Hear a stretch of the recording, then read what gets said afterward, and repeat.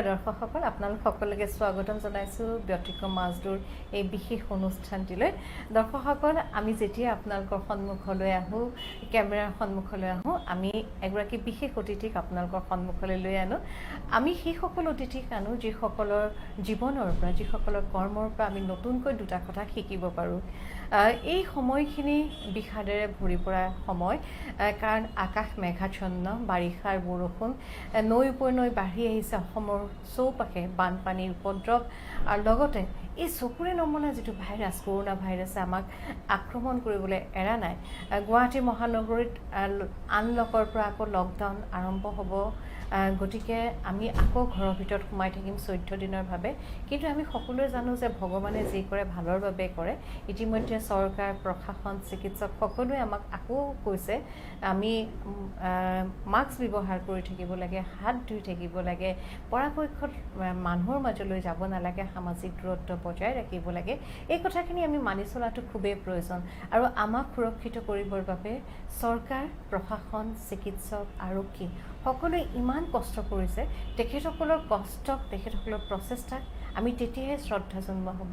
যেতিয়া তেখেতসকলে কৰিবলগীয়া কামখিনি, আমাক দিয়া নিৰ্দেশখিনি আমি পালন কৰিম। যিকি নহওক দৰ্শকসকল, আমি জীৱনটো সকলোৱে ভাল পাওঁ, নাপাওঁ জানো? আপুনি ভাল পায়, মই ভাল পাওঁ, সকলোৱে ভাল পায়। আজি এনে এগৰাকী অতিথিক আমি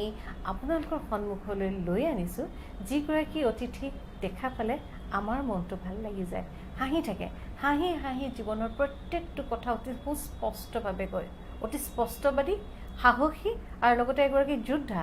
এইকাৰণে যোদ্ধা, জীৱনৰ প্ৰতিটো ঘাত প্ৰতিঘাতক ইমান সাহসেৰে তেওঁ অতিক্ৰম কৰিব পাৰে যে তেওঁক দেখিলে অন্তৰ ভৰি যায়। আৰু তেওঁক যেতিয়াই লগ পাওঁ মোৰ শ্ৰদ্ধাত তেওঁৰ ওচৰত মূৰ দূৰ খাই যায়। এইকাৰণে তেওঁ এগৰাকী সাহসী যোদ্ধা। আমাৰ প্ৰত্যেকৰে জীৱনত সংগ্ৰাম থাকে, সংঘাত থাকে। সেইখিনি অতিক্ৰম কৰি আমি হাঁহি মুখে উচ্চশিৰে থিয় হৈ থাকিব পৰাটো আটাইতকৈ ডাঙৰ কথা। আহক তেতিয়াহ'লে আৰু বেছি নকওঁ, মই অতিথিগৰাকীৰ নামটো এইকাৰণে কোৱা নাই, তেখেতক আপোনালোকে সকলোৱে চিনি পায়। আৰু মোৰ অতিথি, মোৰ অতি মৰমৰ বান্ধৱী টিনাত আতিফা মাছুদ। থেংক ইউ খুব ভাল লাগিল। টিনাত, তুমি আজি আমাৰ মাজলৈ আহিলা, ইমান চাৰিওফালে বানপানী কিবা কিবি, তাৰ মাজতো যে আহিলা, তোমাৰ এটা অতি সৰু উপহাৰ আমি যাচিছোঁ। এই মাস্কখন আৰ্থিকভাৱে অনগ্ৰসৰ মহিলাসকলে তৈয়াৰ কৰিছে, আৰু এই মাস্কখন তৈয়াৰ কৰাৰ বাবে তেওঁলোকে যিটো টকা পাইছে তাৰে তেওঁলোকে ঘৰখন চলে। আৰু এই মাস্কখন আমি ইণ্ডিয়ান টুৰিজমৰ সহযোগত তৈয়াৰ কৰি সকলোকে খুব কম মূল্যত আমি ৰাইজক প্ৰদান কৰিছোঁ। এইখন তোমাক দিলোঁ। আৰু এখন সৰু কিতাপ, তুমি খুব কিতাপ পঢ়া, তোমাৰ পুত্ৰই আজিকালি খুব ধুনীয়াকৈ কিতাপ পঢ়ে, কিতাপখন প্ৰদান কৰিলোঁ। টিনাত, যেতিয়াই লগ পাওঁ মই আৰম্ভণিতে কৈছোঁৱে, টিনাত আতিফা মাছুদ এগৰাকী সাহসী যোদ্ধা। জীৱনৰ প্ৰত্যেকটো কথাই তেওঁ যোগাত্মক দৃষ্টিভংগীৰে বিবেচনা কৰে, আৰু সেইমতে টিনাত আগবাঢ়ি যায়। টিনাতৰ বহু ক'বলগীয়া কথা থাকে, কাৰণ জীৱনৰ বহু সৰু সৰু অভিজ্ঞতা তেওঁ খুব ভালদৰে পাইছে। জীৱনৰ বহুতো সূক্ষ্ম সূক্ষ্ম অনুভৱবিলাক খুব সুন্দৰকৈ শ্বেয়াৰ কৰে। আৰু টিনাত অতিপাত এক্টিভ লেডি। তেওঁ কথা কয়, তেওঁ লিখে, তেওঁ গান গায়, তেওঁ ৰাইজৰ মাজত কথা কয়, তেওঁ ছ'চিয়েল মিডিয়াৰ যোগে কথা কয়। আচলতে যিখন প্লেটফৰ্মে টিনাতে পায়, সেই প্লেটফৰ্মকে টিনাতে খুব যোগাত্মক দৃষ্টিভংগীয়ে ব্যৱহাৰ কৰে। এতিয়া টিনাত, মই আৰু টিনাতৰ পৰা প্ৰকৃতাৰ্থত মই কথা ক'বলৈ শিকিছোঁ, গতিকে মই টিনাতলৈ আগবঢ়ালোঁ। মোৰ আজি সঁচাকৈ খুব ভাল লাগিছে মন মৰমী। এখন নতুন মঞ্চত তোমাক লগ পাইছোঁ। তোমাৰ যিমান মই প্ৰগ্ৰাম চাইছোঁ, মই আগতেও তোমাৰ মহিলাৰ চেণ্ট্ৰিক প্ৰগ্ৰাম যিবিলাক চাইছোঁ, তুমি ইমান ধুনীয়াকৈ কথা কোৱা। এতিয়া সেই কথাখিনি কওঁতেও মই মানে চাই আছোঁ, আৰু মই মন্ত্ৰমুগ্ধ হৈ গৈছোঁ। মেছমেৰাইজ বুলি যিটো কয় ইংৰাজীত যোনটো শব্দ, মই মেছমেৰাইজ হৈ গৈছোঁ তোমাৰ কথাখিনি শুনি শুনি। মোৰ তেতিয়া মনত পৰিছে মোৰ মাৰ কথা। মায়ে তোমাক খুব ভাল পাইছিলে, অসম্ভৱ ভাল পাইছিলে। আশীৰ্বাদ মানে মায়ে যেতিয়াই তুমি টিভিত ওলোৱা তেতিয়াই মানে কয়, এই ছোৱালীগৰাকীৰ বাৰু চুলিখিনি বাৰু নিজৰ হয়নে নে কালাৰ কৰিছে? মই কৈছোঁ তাই জন্মগতে এনেকুৱাই ধৰণৰ চুলিখিনি, আৰু নেচাৰেলি তাই ধুনীয়া এনেকুৱা ধৰণৰ। আৰু তুমি নিজেও তুমি মোৰ কথা আজি ইমান ধুনীয়াকৈ কৈছা, কিন্তু মই ক'ব খুজিছোঁ দৰ্শকক যে তুমি এগৰাকী ইমান ভাল মহিলা প্লাছ এক্সেলেণ্ট হিউমেন বিং। মই তোমাক যেতিয়াৰ পৰাই লগ পাইছোঁ তেতিয়াৰ পৰা তোমাক মই এনেকৈয়ে লগ পাইছোঁ। তুমি হাঁহি মুখেৰে, তুমি যেনেকৈয়ে তুমি তোমাৰ লাইফটো তুমি আগবঢ়াই গৈছা, মই সঁচাকৈ ক'ব লাগিব যে একচুৱেলি যোদ্ধা তুমিও মোক যদি তুমি যোদ্ধা বনাইছা তুমিও এজন ৱাৰিয়াৰ ইউ আৰ অলছ' আ ৱাৰিয়াৰ আচলতে টিনাত আচলতে কি জানা আমি ভাবোঁ আমি যেতিয়া কিবা এটা কাম কৰিবলৈ আগবাঢ়ি আহোঁ আমি ঘৰখনক এখন পৃথিৱী হিচাপে ৰাখোঁ বাহিৰৰ সমাজখনক এখন পৃথিৱী এই পৃথিৱীখনলৈ আগবাঢ়ি যাওঁতে তোমাৰো কোনো গডফাদাৰ নাই মোৰো কোনো গডফাদাৰ নাই আমি নিজে যুঁজি এখোজ দুখোজকৈ আগবাঢ়িছোঁ আৰু এনেকৈ আগবাঢ়ি যাওঁতে সততাই আগবাঢ়ি গৈ তুমি এটা পৰ্যায় পাইছা টিনাত মই এতিয়া আকৌ অকণমান তোমাৰ জীৱনটোলৈ আহোঁ অতি যোগাত্মক চিন্তা চৰ্চাৰে আগবাঢ়ি যোৱাৰ বাবে টিনাত বেয়া নাপাবা মই কথাটো কওঁতে মোৰ অকণমান খোকোজা লাগে আৰু সেইকাৰণে হয়তো একদম কাষলৈ তোমাৰ নোযোৱাকৈ মই ভগৱানৰ ওচৰত তোমাৰ কাৰণে প্ৰাৰ্থনাই কৰি থাকিলোঁ আজি কিছুদিনৰ আগতে তুমি মৃত্যুৰ দুৱাৰ দলিৰ পৰা উভতি আহিছা সেইটো হয় সেই সংগ্ৰাম মোৰ কিন্তু কি জানা মনমৰমী তুমি খোকোজা লাগিছে বা তুমি কৈছা যে তুমি মোৰ কাৰণে প্ৰাৰ্থনা কৰিছা থেংক ইউ ছ' মাছ কিন্তু মোৰ সঁচাকৈ মোৰ এই যিটো কাহিনী মোৰ লাইফত যিটো এই জীৱনত যিটো এই কাহিনী হৈ গ'ল মোক কৈ পেলাই খুব ভাল লাগে কাৰণ এইটো এটা মানে একচুৱেলি মেজিকেল দৃষ্টান্ত এইটো আৰু এইটো মানে এটা অদ্ভুত ধৰণৰ বস্তু এটা মোৰ লাইফত হ'ল তাৰমানে 21 নৱেম্বৰ তাৰিখে মই যেতিয়া ৰাতিপুৱা উঠিলোঁ উঠাৰ পাছত মোৰ গাটো খুব বেয়া লাগিছে গা বেয়া লাগোঁতে মই বাথৰুমলৈ গ'লোঁ বাথৰুমত গৈ পেলাই মোৰ বমি হ'ল বমি হোৱাৰ পাছত মই মোৰ হাজবেণ্ডক ফোন কৰিছোঁ যে মোৰ গাটো খুব বেয়া লাগিছে মূৰটো ঘূৰাইছে মোৰ হাজবেণ্ডে কৈছে তুমি আগদিনাখন চাগে কিবা কিবি খালা তোমাৰ ফ্ৰেণ্ডৰ লগত সেইকাৰণে তোমাৰ এনেকুৱা হৈছে এতিয়া খোৱা এতিয়া তুমি সেয়া খোৱা এই কিবা টেবলেট খাবলৈ ক'লে কিবা আৰু কিবা কিবি জড়িবুটি কিবা কিবি খাব হাৰ্বেল কিবা কিবি খাব দিলে তো মই মানে এই দেউতাৰ ঘৰত আছোঁ দেউতাৰ ঘৰৰ মই বেডৰুমৰ পৰা কিটচেনলৈ যাবলৈ কাৰণে মোৰ মানে শক্তি নাই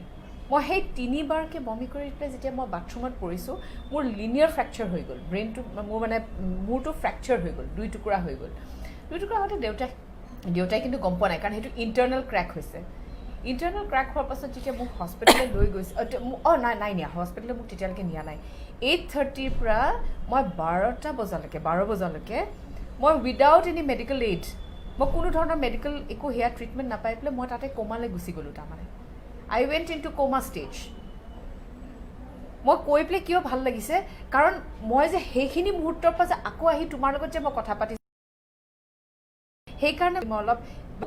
সূক্ষ্মভাৱে কৈছোঁ কথাখিনি তাৰপিছত কি হ'ল মোৰ হাজবেণ্ডে ফোন কৰিছে মোৰ দেউতালৈ যে কি হ'ল তাইতো কলেজলৈ যোৱাৰ কথা আছিলে এতিয়ালৈকে তেওঁ ফোন চোন একো কৰা নাই মোলৈ কৈছে নহয় তাই মানে এতিয়া অদ্ভুত ধৰণৰ ব্যৱহাৰ কৰিছে সেইটো সময়ত তাৰমানে মোক কনভালশ্যন আৰম্ভ হৈছে মোক গোটেই গাটো কঁপিছে মোৰ চকুটকু ডাঙৰ হৈ গৈছে দাঁত চাত লাগি গৈছে আৰু মই মানে হাত চাতবিলাক টান কৰি দিছোঁ মোৰ কনভালশ্যন আৰম্ভ হৈছে কাৰণ মোৰ সেই মূৰটোত যে ক্ৰেকটো হ'ল সেই ক্ৰেকটোৰ পৰা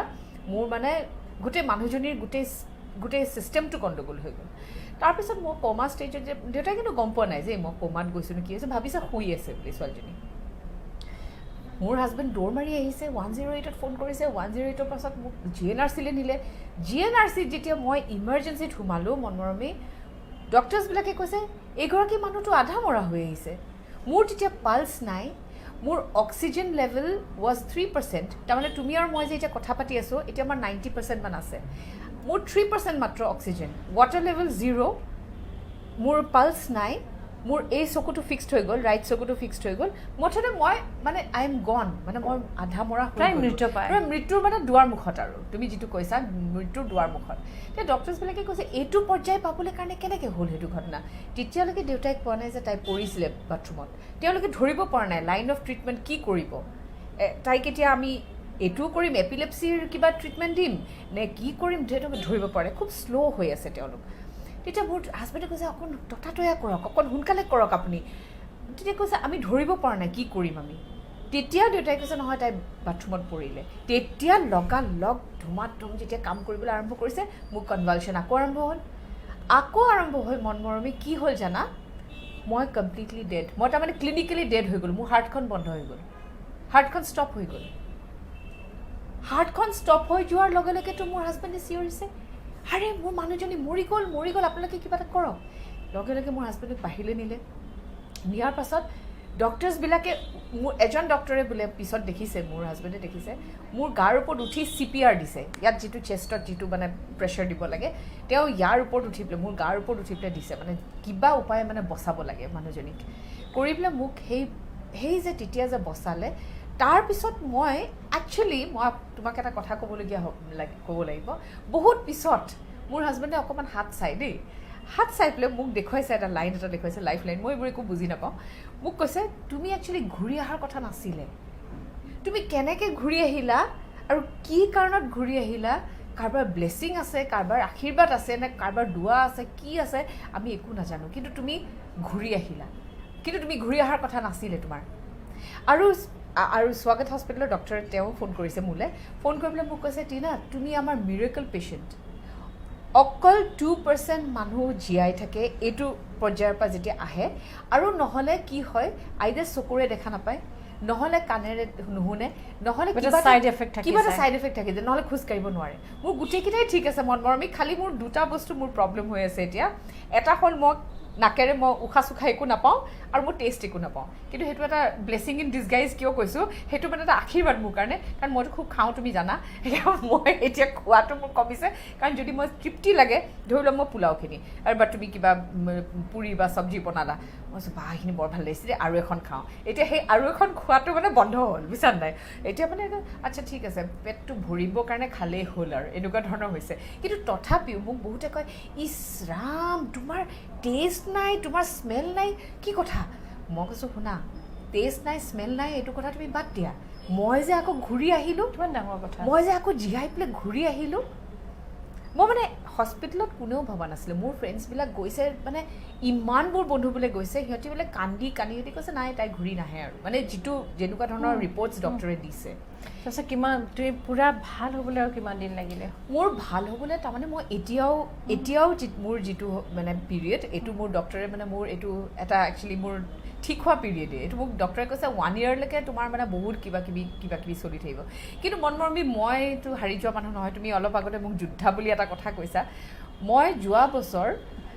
এই মোৰ ঘটনাটো হোৱাৰ এসপ্তাহৰ আগতে মই পিংকাথনখনটো জানাই পিংকাথনত মই দৌৰিছিলোঁ 3 কিলোমিটাৰ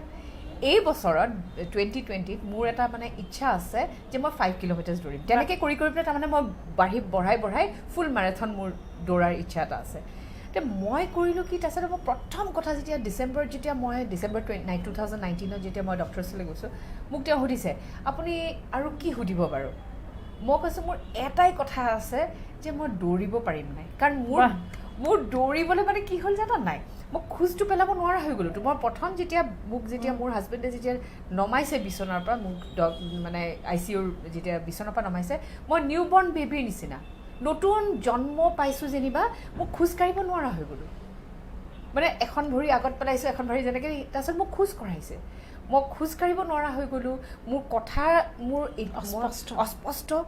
মোৰ বিৰাট ভয় খাইছিলোঁ মই যেতিয়া অস্পষ্ট হৈছে মই খোকোজা খাওঁ ষ্টেমাৰ কৰোঁ এতিয়া মোৰ হাজবেণ্ডে কৈছোঁ মইতো ষ্টেজৰ মানুহ মইতো কথা কৈ ভাল পাওঁ মোৰ কি হ'ব নাই আহি যাব চব ঠিক হৈ যাব ডোণ্ট ৱাৰি মোৰ কিন্তু হাজবেণ্ডে বহুত সকাহ আজিলৈকে মোক কৈ থাকে তোমাৰ আহিব তোমাৰ এই গুণটো তুমি নাই পোৱা তুমি টেষ্টটো নাই পোৱা আহি যাব কিন্তু মই নাই পোৱা কিন্তু মই খুব ধুনীয়া এটা মানে কি পাওঁ জানা গুণটো মানে ৰাতিপুৱা শুই উঠাৰ লগে লগে এটা যে এই যে কমলাৰ গুণ এটা পাওঁ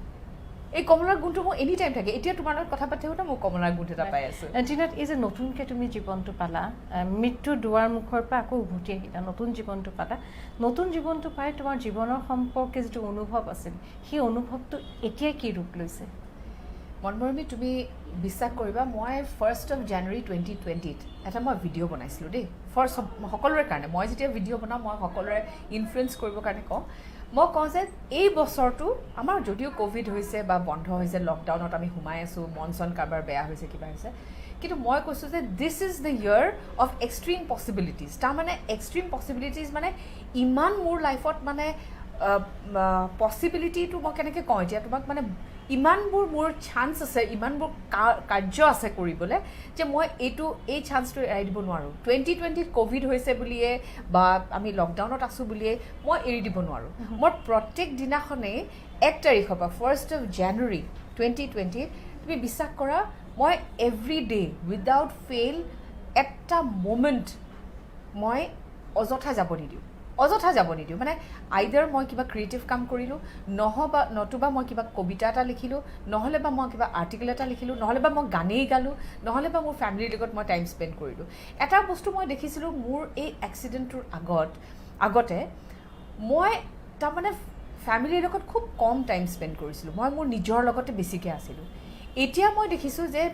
মোৰ যিমানেই মই ফেমিলিৰ লগত আছোঁ হাঁহিছোঁ কান্দিছোঁ কথা পাতিছোঁ কিবা কিবি ক্ৰিয়েট কৰিছোঁ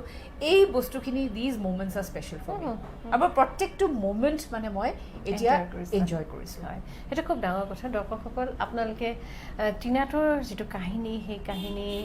আপোনালোকক নিশ্চয় ক'ৰবাত চুই গ'ল নহয় আমাৰ প্ৰত্যেকৰ জীৱনত বিভিন্ন সময় আহে আৰু আমি সদায় কওঁ আকাশখন যদি ক'লা ডাৱৰে ঢাকি ৰাখে তেন্তে সূৰ্য উদয় হ'বলৈ সূৰ্য পোহৰ আহিবলৈ বেছি সময় নালাগে টিনাত সকলোৰে মাজত অতি জনপ্ৰিয় এগৰাকী লেডি এগৰাকী নাৰী বিভিন্ন অনুষ্ঠানত তেখেতে কথা কয় আৰু আটাইতকৈ ডাঙৰ কথা টিনাটোৰ যিবিলাক চিন্তা চৰ্চা অতি যোগাত্মক আৰু সেই যোগাত্মক চিন্তা চৰ্চাই টিনাতে নতুন প্ৰজন্মৰ কাষলৈ যাব বিচাৰে আৰু সেইবাবে টিনাটোক বিভিন্ন অনুষ্ঠানলৈ যোগাত্মক চিন্তা চৰ্চাৰে এটা বিশেষ বিষয়ত বক্তৃতা প্ৰদান কৰিবলৈ আমন্ত্ৰণ জনায় আৰু টিনাতে সেই সম্পৰ্কত খুব সুন্দৰকৈ লিখা মেলাও কৰে আচলতে টিনাটোৰ যিখন কৰ্ম পৃথিৱী এখন বিচিত্ৰ কৰ্ম পৃথিৱী এটা কাম কৰিয়ে টিনাত ৰৈ নাথাকে আজি আমাৰ এই অনুষ্ঠানটোক আমি আগবঢ়াই লৈ আহিছোঁ আপোনালোকৰ ওচৰলৈ ব্যতিক্ৰমক এই অনুষ্ঠানটোক আগবঢ়াই লৈ যোৱাত সহায় কৰিলে ইণ্ডিয়া টুৰিজিম লগতে আছে স্পেক্ট্ৰাম ইণ্টাৰভেঞ্চাৰ ইলুমিছ এষ্টেটিক ক্লিনিক ভৰট্ৰাছ এষ্ট্ৰ সমাধান এভৰিডে সল্ট আমুলিক বুটিক বা শ্বেতা বাগৰীয়া মিৰাকি কেক আৰু লগতে আছে MGI গ্ৰুপ আৰু স্বৰ্গজ্যোতি ইভেণ্ট আপোনালোকে ফেচবুকত এই অনুষ্ঠানটো চাই আছে ব্যতিক্ৰম গ্ৰুপত আৰু ইউটিউবত চাই আছে ব্যতিক্ৰম ডিজিটেলত টিনাত সেইটোৱে বৰ ডাঙৰ কথা ইমান যোগাত্মক চিন্তা চৰ্চাৰে প্ৰতিটো পল অনুপল যে তুমি ব্যৱহাৰ কৰিছা সুন্দৰকৈ ব্যৱহাৰ কৰিছা টিনাত মই সদায় আমি কথা পাতোঁ তুমি নতুন ল'ৰা ছোৱালীখিনিৰ মাজলৈ যোৱা নতুন ল'ৰা ছোৱালীখিনিক তুমি খুব ভাল পোৱা তুমি বিভিন্ন মহাবিদ্যালয়লৈ যোৱা এই ল'ৰা ছোৱালীখিনিৰ লগত থাকিলে আজিৰ প্ৰজন্মই তোমাক কেনেধৰণে আকৰ্ষিত কৰে তেওঁলোকৰ ভাল কথাবিলাক তুমি কেনেধৰণে গ্ৰহণ কৰা তাৰ আগতে মই দুটামান কথা কৈ লওঁ দেই মনমৰমী তাৰমানে মোৰ ল'ৰা ছোৱালীৰ লগত এট্ৰেকশ্যনটো কেতিয়াবা আহিলে সৰুৰ পৰাই আছে সেইটো বেলেগ কথা 2009 মানত মোৰ এটা প্ৰব্লেম হৈছিলে মই খুব বেছি শকত হৈ গৈছিলোঁ সাংঘাতিক শকত হৈ গৈছিলোঁ মোৰ ল'ৰাৰ জন্মৰ পাছতেই তুমি জানা মই ষ্টেজৰ মানুহ মই এংকাৰিং কৰি খুব ভাল পাওঁ চব যিমান VVIP প্ৰগ্ৰেমছ আছে চব মই এংকাৰিং কৰিছিলোঁ কিন্তু সেইটো সময়ত ইমান শকত হৈ গ'লোঁ যে মই ক্ষীণাব নোৱাৰা হৈ গ'লোঁ আৰু সেইটোৰ কাৰণে মোৰ সাংঘাতিক ডিপ্ৰেশ্যন হৈছিলে এই ডিপ্ৰেশ্যনটোৰ কাৰণে মোৰ কি কৰিব মন গৈছিলে আই ৱান্টেড টু কমিট ছুইচাইড মোৰ মৰি যাবলৈ মন গৈছিলে আইদা চিপজৰি লাগি মৰি যাব মন গৈছিলে নহ'লে গাড়ীখন ইমান জোৰে চলাই গৈ পেলাই মই ক'ৰবাত খুন্দা লাগি মই ভাবিছিলোঁ এইটোৱে শেষ কিন্তু তুমি ভাবি চোৱা মোৰ ল'ৰাজন জন্ম হৈছে 2006ত আৰু মই 2009ত ছুইচাইড কৰিব খুজিছোঁ মই কিমান চেলফিছ মানে মহিলা হ'ব লাগিব যিটো কাৰণত মই তেনেকুৱা ধৰণৰ কথা ভাবিছোঁ যে মই মোৰ এই সৰু অকণমানি পিটিকন ল'ৰাটোক এৰি মই নিজৰ দুখ লাগিছে মোৰ বেয়া লাগিছে মই শকত হৈছোঁ সেইকাৰণে মই গৈ পেলাই মই মৰি যাব খুজিছোঁ তেতিয়া মই দেখিলোঁ যে না মই মোৰ হাজবেণ্ডৰ লগত কথা পাতিলোঁ মোৰ হাজবেণ্ডৰ কিন্তু এটা কথা দেই আমি আজি মেণ্টেল হেল্থৰ ওপৰতো আমি বহুত কথা পাতি আছোঁ বহুত সময়ত কিন্তু কি হয় যেতিয়া আমি ফেমিলিৰ লগত কথা পাতোঁ তেওঁলোকে ইমান মানে মেণ্টেল হেল্থটো আজিকালি নতুনকৈহে আহিছে আমাৰ কথা পাতিছোঁ চৰ্চা কৰিছোঁ কিন্তু আমি যদি কথা পাতোঁ ফেমিলিয়ে মানে কি এইটো বস্তুটো ইটছ এ নেচাৰেল থিং মানুহৰ মন বেয়া লাগিব পাৰে কি ডাঙৰ কথাটো একো নহয় অলপ গান শুনাচোন অলপ ফুৰিবলৈ যোৱাচোন অলপ কি কৰাচোন বেলেগ কিবা কাম কৰাচোন অলপ তুমি তেতিয়া মনটো ভাল লাগিব মোক তেনেকৈ কৈছিলে কিন্তু মই জানো যে মোৰ কেনেকুৱা এটা ভয়ংকৰ মানে পৰ্যায়লৈ মই পাৰ গৈছিলোঁ যে মই গাড়ীখন শৰাইঘাটৰ ওপৰৰ পৰা পেলাই দিব খুজিছিলোঁ গাড়ীখন গৈ ক'ৰবাত ৰেম কৰি দিব খুজিছিলোঁ মানে কেনেকুৱা ধৰণৰ থটছবিলাক আহিছিলে কিন্তু সেইটো সময়ত এখন কিতাপে হেল্প কৰিলে কিতাপখনৰ নাম হ'ল ষ্টপ ৱাৰিং ষ্টাৰ্ট লিভিং বাই ডেল কাৰ্নেগী কোনোবাই যদি এখন পঢ়িব খুজিছে সেইখন পঢ়িব পাৰে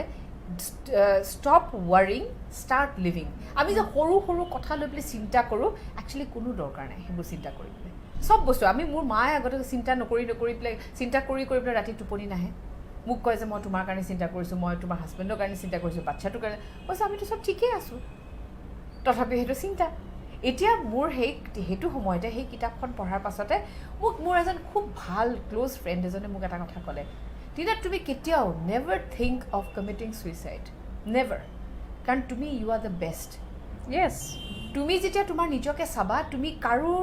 লগত তুমি তুলনা নকৰিবা নিজকে আৰু তুমি চাবা যে তোমাক ভগৱানে স্পেচিয়েলকৈ বনাইছে তোমাক স্পেচিয়েলকৈ বনাইছে তেওঁক স্পেচিয়েলকৈ চবকে স্পেচিয়েল বনাইছে তেতিয়া মোৰ এই কনচেপ্টটো আই এম দ্য বেষ্ট এই কনচেপ্টটো আহিলে তুমি যে মোক ল'ৰা ছোৱালীৰ লগত যে সেয়া কৰাৰ কথাটো ক'লা তেতিয়া মই ভাবিলোঁ যে নহয় এই কথাখিনি মই এই সৰু যিখিনি ল'ৰা ছোৱালী আছে তেওঁলোকেতো গৈ পেলাই আমাৰ দেশখন চাবগৈ তেওঁলোকে আমাৰ ৰাজ্যখন চাবগৈ এই তেওঁলোকক যদি মই এইখিনি কথা কওঁ তেওঁলোকে হয়তো কেতিয়াও এনেকুৱা ধৰণৰ ভুল মোৰ নিচিনা কৰিবলৈ কাৰণে তেওঁলোকে নাভাবে কোনোদিনাখন এনেকুৱা ধৰণৰ সৰু সৰু কথাত বহুত মই দেখিছোঁ ল'ৰা ছোৱালী মোৰ যিবিলাক মই ইণ্টাৰেক্ট কৰোঁ বহুতক দেখিছোঁ সৰু সৰু কথাত তেওঁলোকে মানে মেম মোৰ চুলিখিনি মোৰ হেয়াৰ ভাল নহয় জানে মোৰ মুখখন ভাল মোৰ নাকটো ইমান চেপেটা মানে এনেকুৱা ধৰণৰ কথালৈ সৰু সৰু ল'ৰা ছোৱালীবিলাক যায় কিন্তু মই ভাবোঁ এইবিলাক যে ইমান সৰু কথা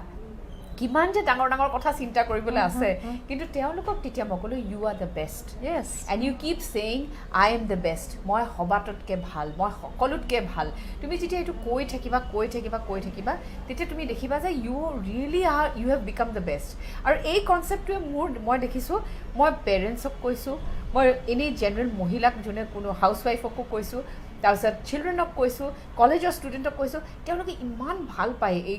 মই যেতিয়া কওঁ যে ইউ আৰ দ্য বেষ্ট তোমালোকৰ নিজৰ এইটো মাৰ্কটো চোৱাচোন তুমি তোমাৰ নিজৰ মাৰ্কটো তোমাৰ এইটো যদি তুমি ফিংগাৰ প্ৰিণ্টটো চোৱা মনমৰমী তোমাৰ আৰু মোৰ বেলেগ তোমাৰ ছোৱালীৰ বেলেগ হ'ব তোমাৰ হাজবেণ্ডৰ বেলেগ হ'ব চবৰে বেলেগ বেলেগ বেলেগ বেলেগ আমাৰ কাৰো একে নহয় চ' আমি কিমান ধুনীয়া আমাৰ ব্লু প্ৰিণ্টটো ভগৱানে যোনটো বনাইছে উই আৰ চ' ডিফাৰেণ্ট আমি কিমান বেলেগ হয়নে নহয় সেই বস্তুটো ল'ৰা ছোৱালীখিনিয়ে যদি বুজি পায় সেইকাৰণে মই তাৰ পৰা মোৰ প্ৰচেষ্টাটো আৰম্ভ হৈ গ'ল 2010 মানৰ পৰা মোৰ প্ৰচেষ্টা আৰম্ভ হ'ল যে মই ল'ৰা ছোৱালীৰ লগতেই কাম কৰিম আৰু ল'ৰা ছোৱালীকেই মই মানে এতিয়া মোৰ এনেকুৱা হৈ গ'ল প্ৰত্যেক দিনাখনে তুমি হয়তো দেখিছা মই লকডাউনৰ সময়ত কিছুমান ভিডিঅ' বনাইছোঁ কিছুমান ভিডিঅ' মোৰ মানে এনেকুৱা মই ভাল পোৱা হৈছোঁ ভিডিঅ'খিনি অকল তেওঁলোকৰ কাৰণেই বনাওঁ মই কৈও দিওঁ মই so' this is for my young friends মোৰ যিখিনি সৰু মোৰ যিখিনি বন্ধু আছে মোৰ যিখিনি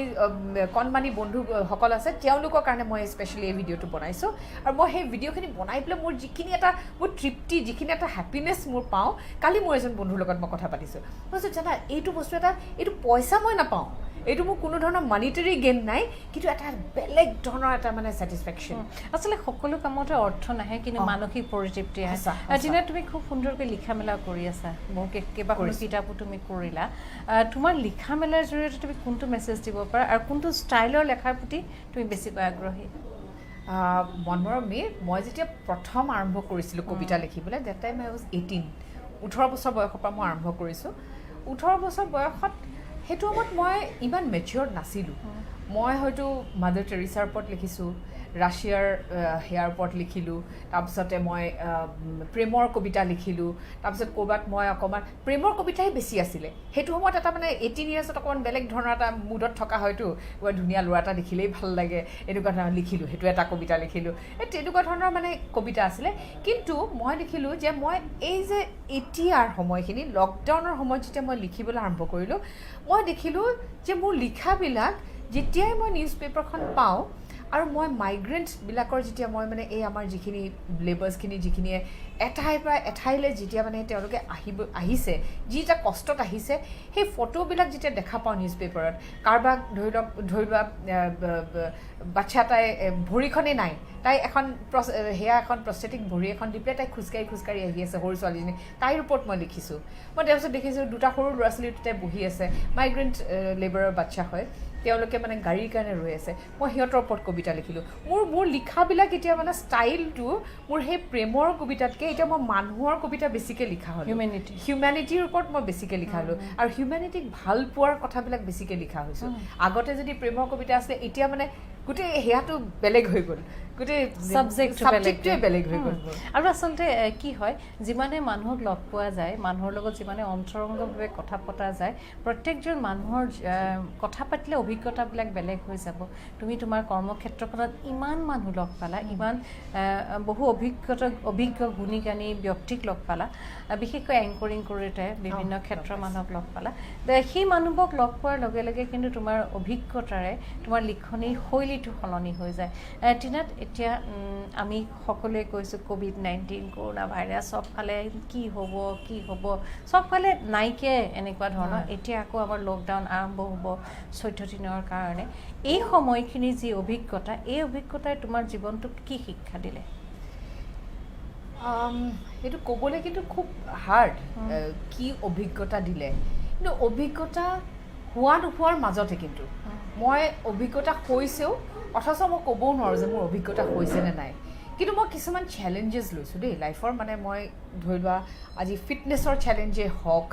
বা মই কুকিঙত একদম মানে বেয়া আছিলোঁ দেই সাংঘাতিক বেয়া মোৰ মানে কোনোবাই যদি খোৱা খায় মানুহে ক'ব যে নিমখ আৰু অলপ দিয়াচোন ইয়াত তুমি একো নিমখ চিমখ তুমি দিয়া নাই মোৰ সেই তেনেকুৱা ধৰণৰ এক্সপিৰিয়েঞ্চ বুলি ক'বলৈ গ'লে যিটো অভিজ্ঞতা মই মোৰ দেউতাৰ লগত থাকিলোঁ দেই এই গোটেই লকডাউন পিৰিয়ডটোত দেউতাৰ লগত থাকিলোঁ আৰু দেউতা মানুহজন মানে এজন আৰ্টিষ্ট সেইকাৰণে মোৰ তেওঁৰ লগত সৰুৰে পৰাই তেওঁ আগতে শ্বিলঙলৈ যায় এদিন দুদিন থাকে ফ্ৰাইডে যায় ছানডে গুচি যায় আকৌ অফিচ মানডে কৰিব লাগে সেইকাৰণে তেওঁ আকৌ মানে গুৱাহাটীলৈ গুচি আহে শ্বিলঙলৈ গৈ পেলাই মই খুব কমকৈ পাইছিলোঁ তেওঁক এইবাৰ যিটো মোৰ তেওঁৰ লগত অভিজ্ঞতা হ'ল তেওঁৰ লগত মই চিনেমা চালোঁ লুডো খেলিলোঁ ক'ৰবাত গৈ পেলাই ফুল পুলি ৰুইছোঁ ক'ৰবাত কিবা খেতি কৰিলোঁ ক'ৰবাত কিবা আমি ডিছকাছেই কৰিলোঁ যে আমি আচ্ছা কি কৰিম আমি বিজনেছ কৰিম নেকি কিবা কৰিম নেকি এইবিলাক কথা যেতিয়া দেউতাৰ লগত পাতিছোঁ মই মানুহজনৰ লগত বহুত মানে এটা ক্ল'জনেছ এটা আহি গ'ল আগতে যিটো মানে এনেই দেউতা আছিলে কিন্তু দেউতা মানে সদায় শ্বিলং গুৱাহাটী কৰি থাকোঁতে মই বেছিকৈ নাপালোঁৱেই তেওঁক মোৰ মানে সেইটো সদায় দুখ যে তুমি শ্বিলঙলৈ গুচি আহাচোন কিন্তু তেওঁ কামৰ কাৰণে পৰা নাছিলে আহিবৰ কাৰণে কিন্তু এতিয়া এইবাৰ মোক খুব ভাল লাগিল এইটো এই 4 মাহ মানে দেউতাৰ লগত থাকি মোৰ ইমান এটা মানে মই তৃপ্তি পাইছোঁ ইমান এটা মানে ভিতৰত মানে মোৰ ভিতৰৰ ছেটিছফেকশ্যন এইটো মানে আৰু মই যিখিনি মাৰ কাৰণে কৰিব নোৱাৰিলোঁ মই দেউতাৰ কাৰণে মানে একদম প্ৰাণ তাকি কৰিছোঁ এইটো মানে মোৰ এটা এই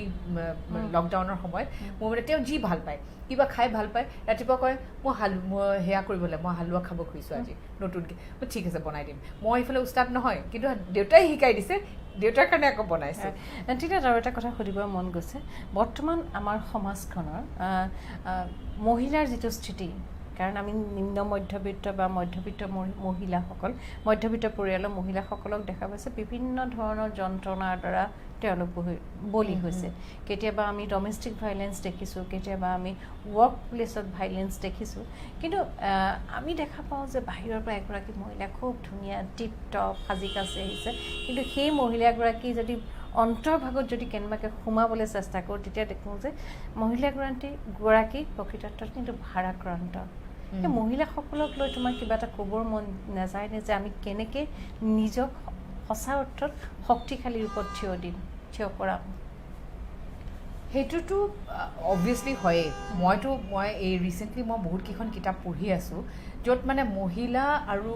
পুৰুষৰ মাজত যিটো পাৰ্থক্য আমাৰ যিটো বিহেভিয়াৰেল পাৰ্থক্য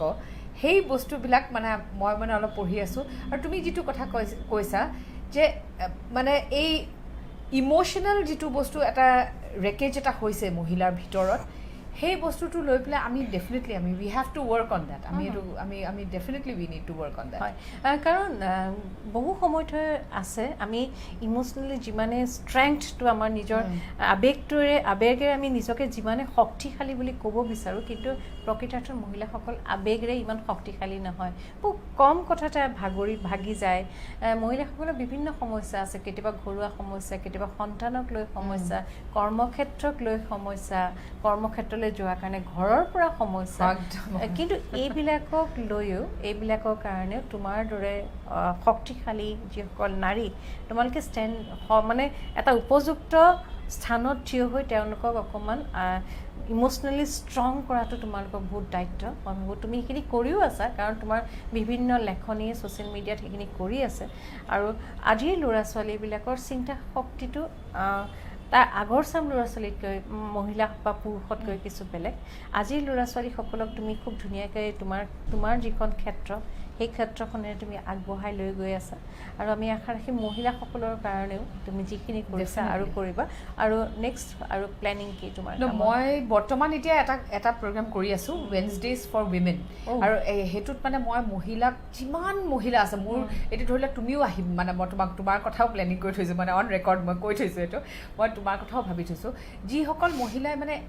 খুব ধুনীয়া ধুনীয়া কাম কৰি আছে বা প্লেনিং কৰি আছে তেওঁলোকে যাতে এই ইয়াং মানুহখিনিক ইনফ্লুয়েন্স মোৰ আকৌ সেই ইয়াং মানুহখিনিক ইনফ্লুয়েন্স কৰাটোতেই মানে মোৰ মেইন এইম টু হেইটোৱে যাতে মহিলাখিনিক দেখাৰ লগে লগে তোমাক যেতিয়া দেখা পাব মনমৰমী যে মোৰ এনেকুৱা এগৰাকী মানুহ হ'বলৈ মন আছে সেই তেনেকুৱা ধৰণৰ যেতিয়া মই কেৰেক্টাৰ এজন মোৰ হেয়াটোত মোৰ এপিছডটোত Wednesdays for Women যেতিয়া মই লৈ যাওঁ তেতিয়া তেওঁলোকৰ নিচিনা হ'বৰ মন যায় বা তেওঁৰ নিচিনা কাম কৰিব মন যায় এই বস্তুটো যেতিয়া থাকিব ভিতৰত তেতিয়া সেই ছোৱালীজনী বা ল'ৰাটোৱে সেই দিশতে কাম কৰিব এক্সেক্টলি সেই দিশত কেতিয়াবা এনেকুৱা হয় বা 40 প্লাছ হোৱাৰ পিছত মহিলা এগৰাকী চিন্তাবিলাক কিনো হ'ব এতিয়া এনেকুৱা ধৰণৰ হয় আৰু আমাৰ সমাজখন এনেকুৱা এটা সমাজ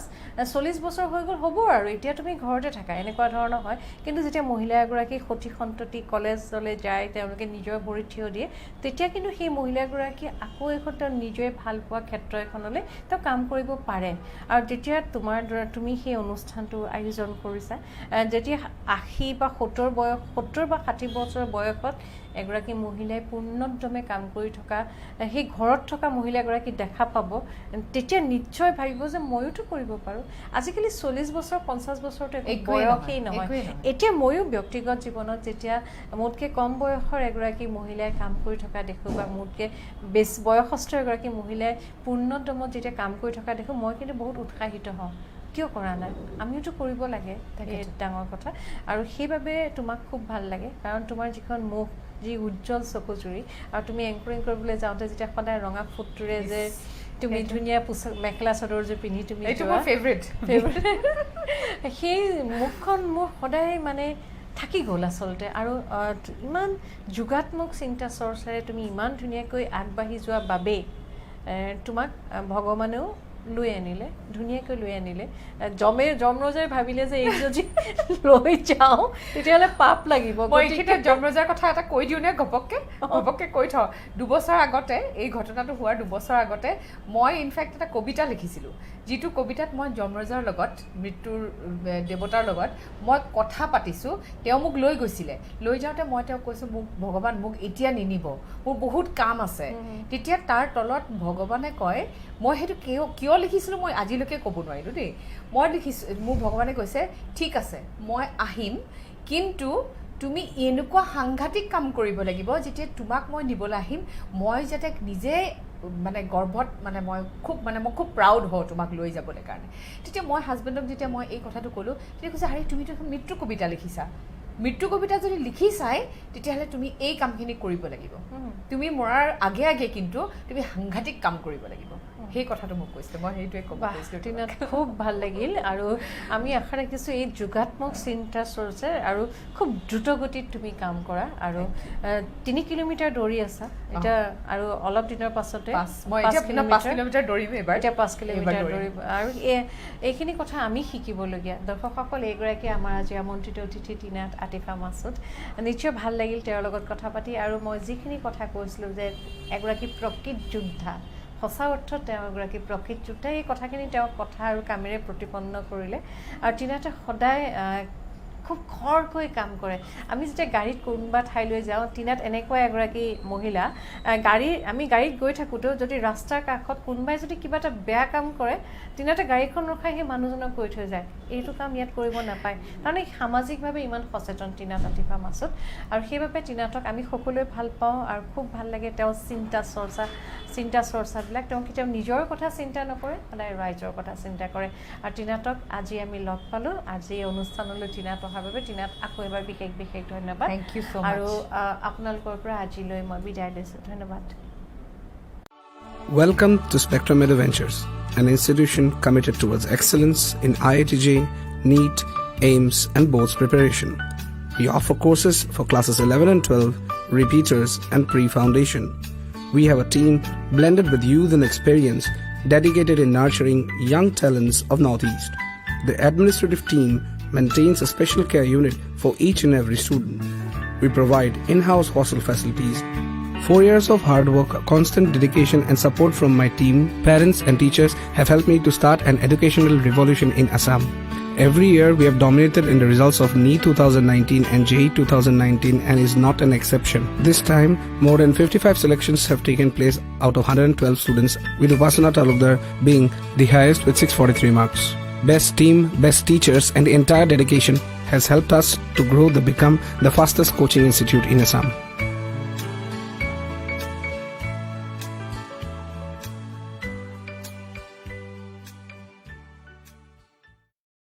Welcome to Illumis Clinic. Look good, feel better. Illumis Clinic is Guwahati's first state-of-the-art aesthetic clinic located in the heart of Guwahati at ABC.